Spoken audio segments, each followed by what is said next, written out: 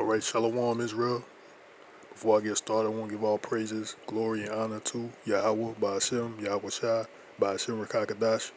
The double honors to the apostles and elders that I learned this truth from, the men at GMS, and the brethren with the like-minded doctrine. The subject of this video will be about um, what the meaning of serpent and the fruit, the meaning of serpent and what the meaning of fruit is. So, a lot of people think that there was an actual serpent talking to Eve, and also that Eve ate Eve and Adam ate of an apple, a physical apple, or literal apple, and there was a literal snake that she was talking to. But that that is not true. It's we gonna clear that up in this lesson here. First, we're gonna read the account in Genesis. I have it here, Genesis chapter 3 and verse 1. It reads, "Now the serpent was more subtle than any beast of the field which YAHAWAH had made. And he said unto the woman, yea,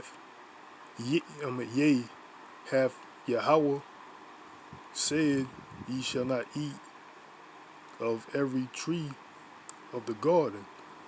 So I'm gonna stop there. So I really should have stopped at the first beginning, which I'm gonna read again. "Now the serpent was more subtle than any beast of the field which YAHAWAH made, which YAHAWAH has made." So I'm gonna stop there really. So we're gonna address the serpent. So we're gonna get in the definition of what serpent means. So we go into the word of serpent.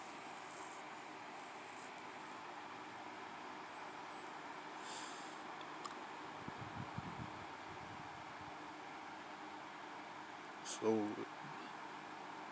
the Hebrew is Strong's H 5175.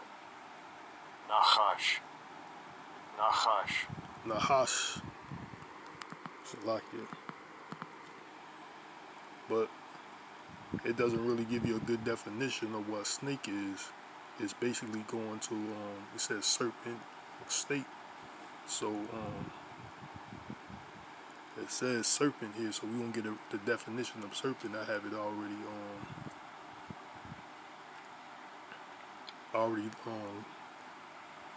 looked up. So we got here the definition of serpent. Serpent. It says the first definition is a large snake, and it's the second definition is a sly or treacherous person, especially one who exploits a position of trust in order to betray it.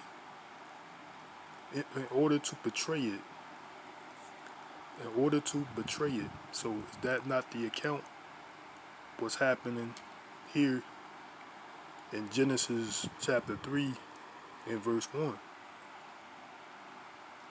So that's the same account that's happening in Genesis verse 3 and 1. Salakia on Genesis 3. So we're going to read it. So it says, "Now the serpent was more subtle than any beast of the field."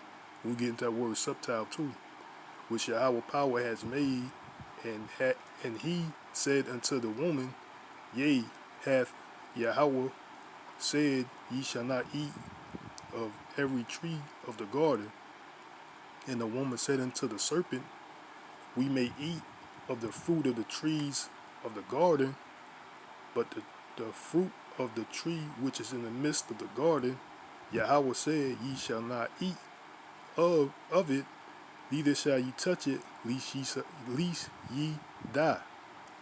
And the serpent said unto the woman, ye shall not surely die, for YAHAWAH do know that in the day ye eat. Salakia, for YAHAWAH know that in the day ye eat thereof, then your eyes shall be open, and ye shall be as gods, knowing good and evil. So what Yahweh, the commandment that Yahweh gave Adam and Eve is not to eat of the tree in the midst of the garden, but the serpent says what? In verse 4, and the serpent said unto the woman, ye shall not surely die. Which Yahweh, what the serpents, what the Yahweh Salakia told Adam and Eve. He's in verse 3. But the fruit of the tree of the God, which Salakia, but the fruit of the tree which is in the midst of the garden, Yahweh hath said, ye shall not eat of it, neither shall ye touch it, lest ye die. So Yahweh said, do not touch or eat of the fruit of the trees that's in the midst of the garden, or you will die. So the serpent says, you will not die. You know, that's what the serpent says. So what the definition says here, it says serpent, the second definition is what? A sly or treacherous person, especially one who exploits a position, trust, in order to betray it. See, that's what he was doing. He was trying to gain Eve's trust to betray her, according to what YAHAWAHSHI has said not to do. Yahweh's commandments. So that's an account of the definition of serpent. So we're gonna get another account. So that lets you know it's not a literal serpent. She was talking to a sly or treacherous person, because he was trying to gain Eve's trust and convince her that that the Most High didn't say that. He said something otherwise. He said the opposite. You know, so we gonna get another account of the use of serpent being used in the scriptures. We gonna go to Matthew's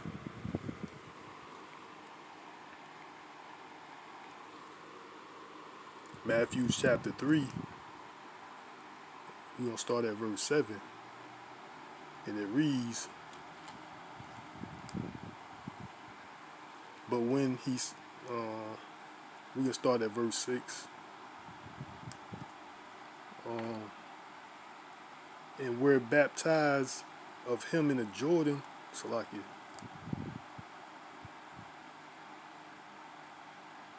So yeah, we can start at 7. This is John the Baptist doing his baptism. So it says, but when he saw many of the Pharisees and Sadducees come to his baptism, which is John the Baptist, he said unto them, O generation of vipers, who had warned you to flee from the wrath to come? So that was John the Baptist calling the Pharisees and Sadducees vipers. So we're going to get the definition of what a viper is, you know. So we're going to get in that definition what a viper is.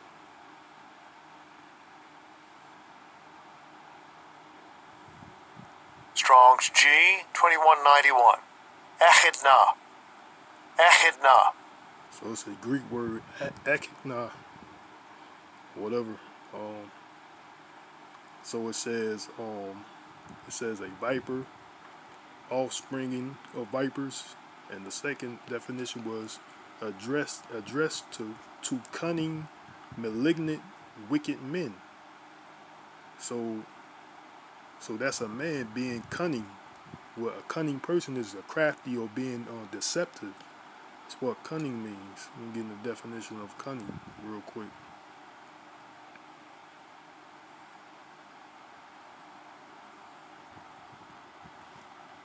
It says cunning, having or showing skill in achieving one's end by deceit or evasion. Salakia, evasion. So using deceit. If you being cunning, using deceit, trying to win someone over by deceit. So addressed to cunning or malignant. Malignant means ill. Wicked men. So it's like a bad intention. They trying to do bad intentions through deceit. They use deceit for their bad intentions. So that's what a viper is. So I'm gonna also get the definition of viper. So we know that a viper is also a snake. So it says here,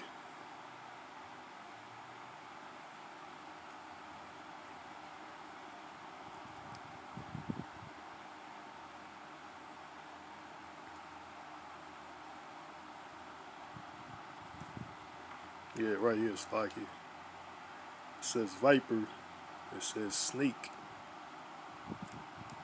The Rapiridae, Rapiridae, Rapiridae, or a family of venomous snakes found in most parts of the world, with the exceptions of Antarctica, Australia, Hawaii, Madagascar. So that's all we just need to verify that it is that a viper is a venomous snake. So that's what John the Baptist called the Sadducees and Pharisees at the time. He called them vipers, which is snakes.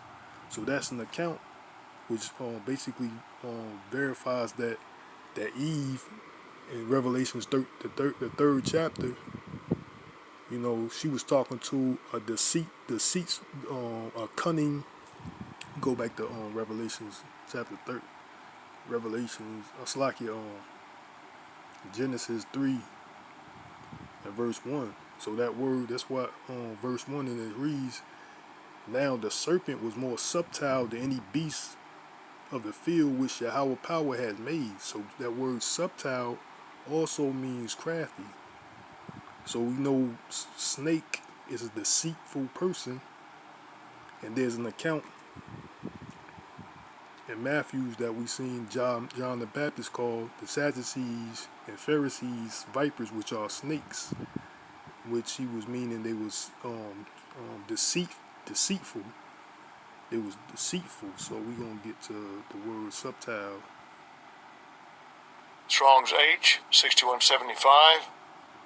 Arum. Arum. So that's the word arum. Second entry. Arom. Arom. So that's the Hebrew word arum.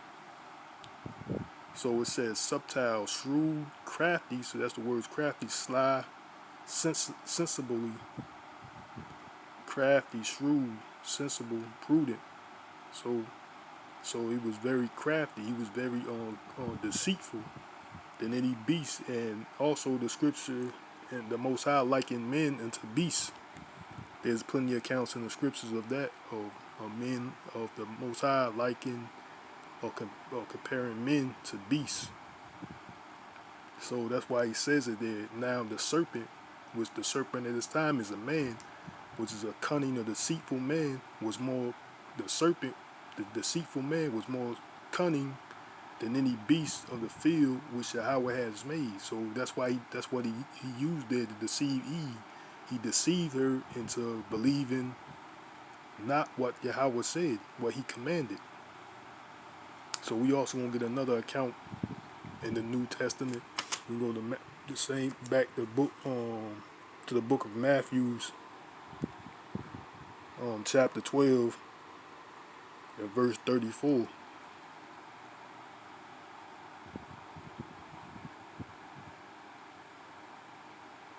And it reads, and this the Messiah, or this the Messiah speaking, which is Hamashiach, YAHAWAHSHI. So it says, O generation of vipers, how can ye, being evil, speak good things? For out of the abundance of the heart, it's like it, for out of the abundance of the heart, the mouth speaketh. So right there, that's YAHAWAHSHI was saying, how can somebody so deceitful speak good things? Because they speak from their heart, which is their mind, wickedly, wicked things. They speak the whatever the wicked things that's on their mind. That's what That's why they call them old generation of vipers. A viper is a snake. Which Yahweh Shai or John the Baptist was talking to literal snakes, animals. They was talking to people, which was deceitful. So that's the an account that the Messiah or Hamashiach, Yahweh Shai, and John the Baptist reference or use the word vipers and snakes, referring to deceitful people. So that's the same thing Eve was dealing with in the book of Genesis in the third chapter. She wasn't literally talking to a snake, a beast. I mean, the snake animal. She was talking to a deceitful person, which we're gonna get into more of that. We're gonna go to that this deceitful person is still here, which that deceitful person today is Esau Edom, the self-proclaimed white man. So we're gonna get that account also. Hold up, let me go to Matthew's the 23rd chapter and the 33rd verse.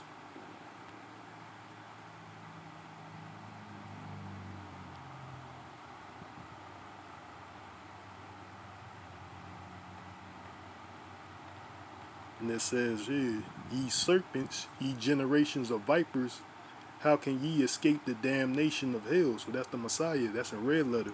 That's the Messiah, Yahweh Hamashiach, Yahweh Shai speaking. So that's where he was talking to the Pharisees. I mean, the Pharisees at that time too. You know, the Pharisees and the Pharisees and the Sadducees that was going against the teachings of the gospel. So that's why he called them, ye serpents, ye generation of vipers. How can ye escape the damnation of hell? You know, which hell is conditioned. Which so that's another an account of the Messiah using the word serpent, which he wasn't actually talking to a snake itself, a serpent or a viper itself, a snake. He was talking to actual people being deceitful, cunningly deceitful.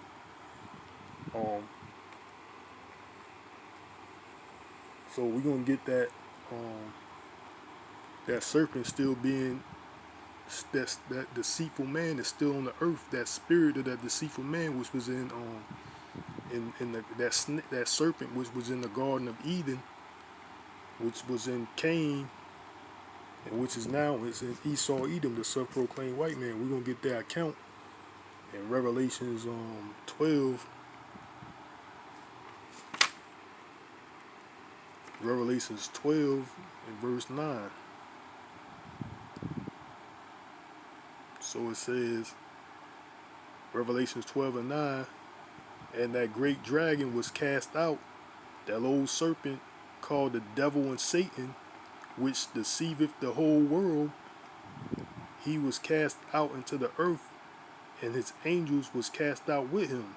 So that great dragon was cast out, that old serpent which was in the Garden of Eden, in Genesis the 3rd chapter, which is called the devil and Satan, which deceiveth the whole world. And it says he was cast out into the earth. That means a man, a deceitful man, which deceiveth, like the same man, same men, same form of a man that deceived Eve, in the same form of men that the Messiah and John the Baptist were referring to. So that same serpent, which is the devil,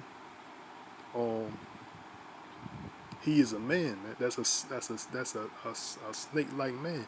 So I'm gonna get this also too. What I got here? It's like I think I want to bring something out.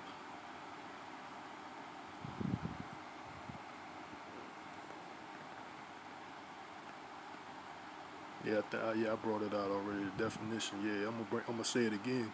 On the definition of a serpent, which is the second definition, it says a sly or treacherous person, especially one who exploits a position of trust in order to betray it. You know.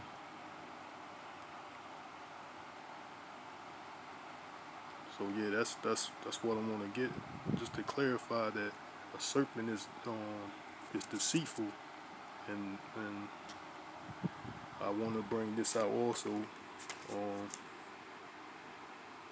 in Second Thessalonians,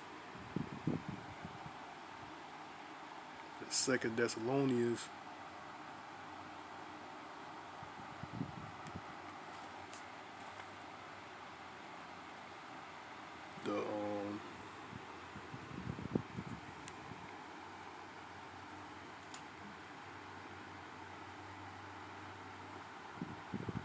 what is it?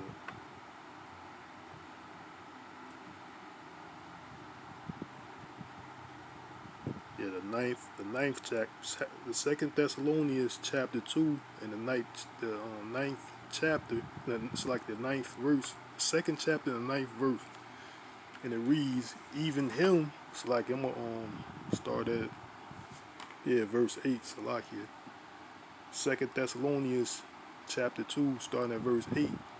And then shall that wicked be revealed, whom the Lord shall consume with the spirit of his mouth, and shall destroy with the brightness of his coming, even him whose coming is after the working of Satan, with all power and signs and lying wonders.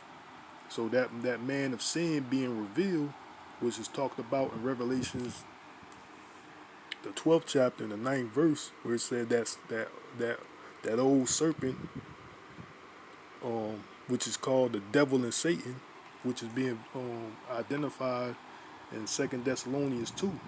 So there's a man, like verse 9, that says, even him who's coming after the working of Satan, with all power and signs and lying wonders, which is, who was that man? We're going to get into that wicked, that's coming after the working of Satan, which it says, that then shall that wicked be revealed. So we're gonna get this wicked Satan like man. Satan like man, we're gonna find out whose that is. We're gonna go into Malachi, the first chapter, starting at the we can start the third verse. And we can start at the fourth verse, Lakia. Whereas Edom, which is Esau, Edom, whereas Edom saith, we are impoverished, but we will return and build the desolate places. Thus saith Yahawah of hosts, they shall build, but I will throw down, and they shall call them the border of wickedness, and the people against whom Yahawah have indignation forever. So that wicked, that border of wickedness, that wicked being revealed is Esau, Edom, the self-proclaimed white people, the self-proclaimed white race today. They are Esau, Edom, the border of wickedness, which is synonymous with Satan or the serpent. That's talked about in Garden Eden. So he comes in that spirit of the serpent, which is deceit. He comes in that spirit. He carries that spirit of deceit, which was talked about in Genesis, the 3rd chapter, which Eve was deceived by a serpent. So we cleared that up. So I hope that was cleared up, that Esau, Edom, or Eve was talking to a serpent, which was a deceitful man, not an actual snake, which we know that snake or that serpent today is Esau, Edom, the self-proclaimed white man, which is the devil that the Bible speaks of. So we cleared that up, So hope that was clearing, or that was clear to get. So I also want to get into the word. Go back to Revelations chapter 3, and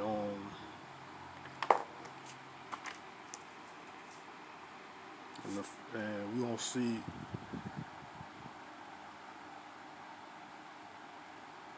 It says we gonna start at the Revelation. Slakia, Genesis 3, the 2nd verse. And the woman said unto the serpent, we may eat of the fruit of the trees of the garden, but of the fruit of the tree of of the tree which is in the midst of the garden, Yahweh has said, ye shall not eat of it, neither shall ye touch it, lest ye die. So that was a commandment. We gonna understand. We get the understanding of what fruit means. Was fruit wasn't they wasn't eating literal fruit, or what like these Christian churches say an apple. They trying to say specifically an apple, or it wasn't fruit. It wasn't literal fruit neither. So we gonna get in the definition of let's see what the Strong's definition what it has for fruit.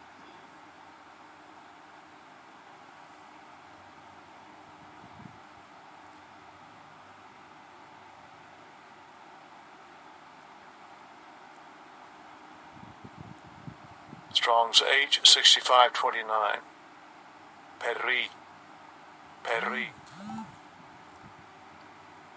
Peri sounds like puree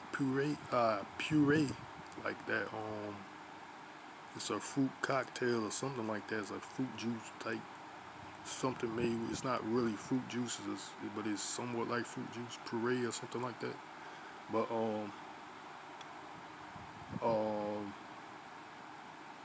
it says fruit. The definition, it says fruit production of the ground, fruit offspring, children progeny of the womb. Then it says fruit of actions. So we gonna get into the definition. It really didn't give a clear understanding. But if you get it until what it's like you get into so it says of action. So it's like an action.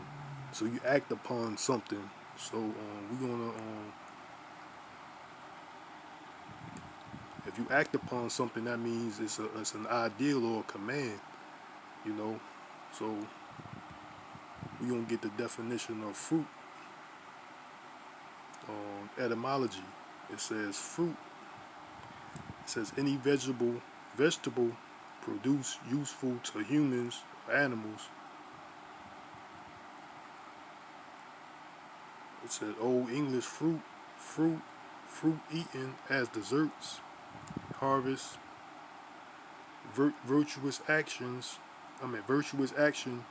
from Latin fructus, an enjoyment, delight, satisfaction, proceeds, produce, fruit, crops, from frugs, stem, or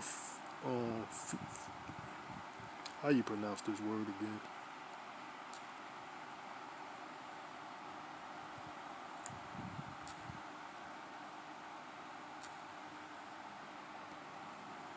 I think it's fury or something.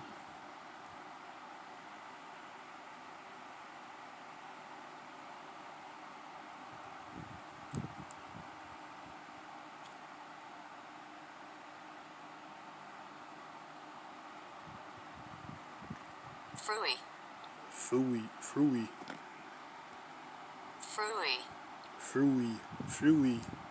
So it says to use, to enjoy, enjoy. So it's something that probably is pleasant or joyful to the ear. So if somebody tells you to do something, and then somebody else turn around and tell you, well, that ain't what they said. They said that you can do it. So that's kind of maybe joyful. They said, well, you can't do such. If somebody told you that you aren't supposed to do this, but then somebody comes around the serpent, which that represents the serpent, coming to Eve, telling her that, look, no, you supposed to do it. No, I mean, that ain't what he said. You can do it. So that might be pleasing or a joyful thing. You see, that's like a fruit. It's something that's joyful, you know. So we're gonna get into word. Also, we're gonna get into the word fruition, which is basically derived from the same word fury. This Latin word here, fury, which means the same thing. It derives from the same word, which means to use, enjoy. And it says right here it says sense of act or state of bearing fruit. So it's a sense of an act or state of bearing fruit. So it's an act, it's an action. It's something that you can act upon them doing. Action is a verb, like you should do something. A sense of act. So it's an action.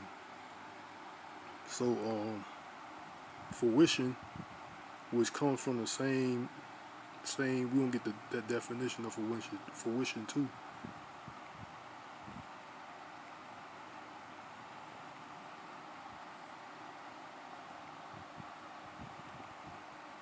So it says fruition.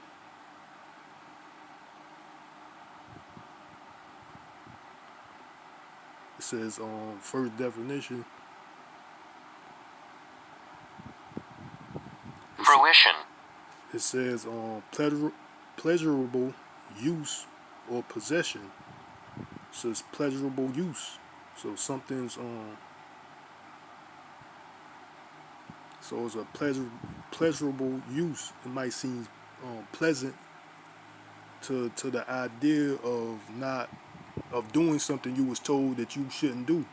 So the Most High told Eve and Adam not to eat of the fruit, which is an action. It's not an actual. Which this fruit basically represents philosophy. You know, that's what the fruit is, a philosophy that people act upon in doing. So it made the Most High told Eve not to eat of this fruit, which is synonymous with a philosophy um, that's in the midst of the garden. So it's an action, you know. So you act upon something that is told to you to do, you know. If someone present to you to do something, you act upon it when you was told not to do that. So that's the fruit, you know, which that might be enjoyable to someone if they was told that they can do it now. So that fruit means pleasurable use, fruition, or fruit.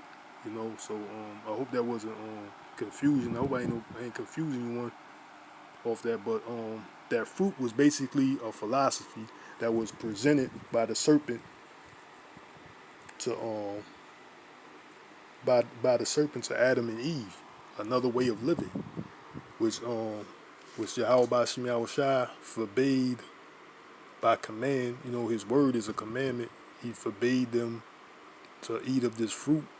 The serpent deceived them with philosophy, which the serpent was a man. And you see that here today, also today, um, in the self-proclaimed white man, see, because who they get to basically sway the people of our nation, they give it to who? The so-called black lady, the so-called black women, which is Eve.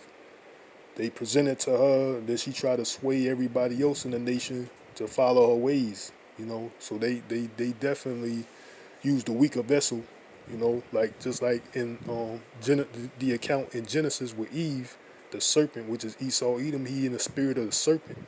The spirit, he got the spirit of the serpent in him also, of deception, which is the devil. He go to the weaker vessel, which is Eve. You see that today, you know, because a lot of our women are gone off the philosophy for Esau Edom.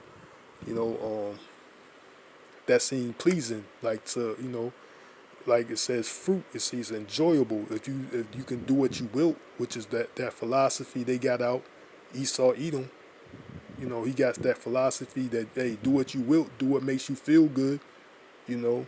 That's why a lot of our women out here thoughts whores, you know, they think they can jump the men, they think they can do the same thing a man can do. A lot of them think they better than men, you know, because that's that philosophy. Was what the scriptures say, what on the Most High say, he gonna create a new thing in the earth. A woman should come past a man. So yeah, that's what's happening. You know, Esau Edom is presenting or presented to our women, which is Eve, which he is the serpent, the deceiver.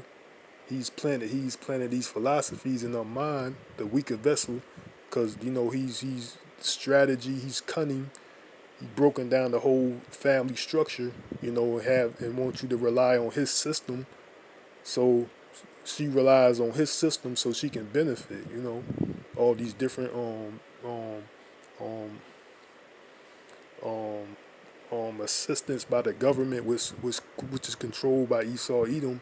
The woman, the black women can get, they can get these different benefits by obeying or obeying the serpent's philosophy. So that's all that is. It wasn't the serpent wasn't literally a snake. It was a deceitful man that Eve was confronted by, and that fruit was a philosophy, a doctrine, which it was that gives pleasure, might be pleasurable to the ear. So like fruition. That's where it comes from, the same fruit, and fruition derives from the same Latin word of to enjoy. It might be something that you might enjoy of hearing. If you think somebody tells you, look, you can do what you want. You won't get in trouble. There's no consequences. You can do what I say, this, that, and the third, instead of doing what was told. Like, they might say, okay, that sounds good. I can do what I want and not get you know um not any repercussions or repercussions for what they do. So yeah, I think I'm gonna end it on that. I want to say call Halayim La YAHAWAHSHI YAHAWAHSHI Rakakadash and Salaki if the video was too long. And I want to say Shalom to the next time. Yahawah Ratazah, which means Lord willing, and Wah Abba Babo.